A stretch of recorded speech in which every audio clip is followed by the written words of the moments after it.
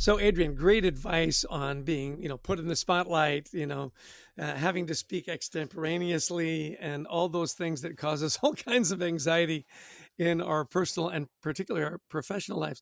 I'm interested in what some of your big takeaways were. Well, yeah, you and I, we speak in front of sometimes thousands of people, sometimes small groups of, all CEOs. We have, sometimes intimidating groups that we'll speak in front of, and it's easy to be, anxiety ridden. And I love what he's talking about is, look, this is not about being perfect. It's about connecting. And that really helped me years ago as I was doing these talks, is to realize I'm not there to wow them and to make them laugh and things. If that happens, that's wonderful. I'm here to teach them something that I know that they want to learn, and they're here because they want to learn. And it's just a different way of thinking about it, and it takes the anxiety away as we're just trying to communicate and connect. Yeah, I loved his idea about be interested, not interesting. Have some back pocket questions that you ask people. One of my dad's favorite jokes was the guy at the bar with the beautiful woman, that he's trying to impress, and she's going on, and finally she says, "Well, that's why I think I'm wonderful. Why don't you tell me why you think I'm wonderful?" This self-absorption, right? And we all get caught up in that. We want to be the most interesting person in the room instead of being the most interested person. Yeah. In the room. And I thought that was such a great takeaway. The way he broke down commercials, problem, solution, benefit, that should be kind of your little list in messaging, Yeah. the beginning, the middle, and the end. Just have that mapped out in your brain. These tips I thought were so good that give you structure so that you can be prepared to be spontaneous, which was another great takeaway. Yeah, because you say you're at a business, whatever meeting, and they say, "Oh, what do you do?" And you have that ready to go. But as you said, well, what makes you interested about your work? Somebody may ask you something like that. Well, hey, we're tackling this problem right now. Here's what we're working on. Here's how we think it'll benefit our clients or our stakeholders, etc. I mean, what a great little path to follow. 3 steps each time, and also a wonderful way to do job interviews. He talked about that, like an athlete prepares to be spontaneous.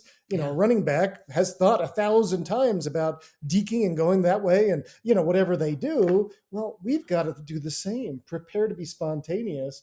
What is the key theme? Well, I'm detail oriented, as Matt said. Here's an example. That's wonderful. It's great advice. Yeah, I loved his. I call it the power of the pause, but he talked about take a deep breath. Take a deep breath, and the magic is in the exhale, not the inhale. You take that big, and then the twice as long you exhale, and it just relaxes everything. It gives you a moment to kind of put that structure together, and then be brilliant. Such great tips. I've watched one of his videos on how to receive praise, and he's got this little acronym TAKE, and I'm not going to spoil it for you because I want you to go watch it. Sign up for his newsletter. Really wonderful little things that if we just take a deep breath, put that structure in place, we can reduce anxiety, which is obviously the title of our podcast, and then really convey great ideas. Be interested, be interesting, and take away that anxiety. I think what he's talking about, think faster, talk smarter, is just a brilliant mantra. Yeah, oh, it really is. My last thought too was, what can managers do? I think this was really great. Is reward people who speak up. Be really cognizant of this. Role model it yourself. But our good friend Scott O'Neill said that when he's a new leader of an organization, he'll actually encourage people to challenge him. They'll stop in the hall. Hey, next meeting, do this, and tell them how to do this. Because he wants that. And I just love that. I love hearing your voice. I think that's a great line. That really struck me. And the idea is, last takeaways, be a better listener. More and more and more, we've got to learn. Yeah, what was that you said? Is to be better listeners. And, I got to tell you, there's one guy that when he talks up, I always listen, and that's our producer, Brian Klein. Absolutely.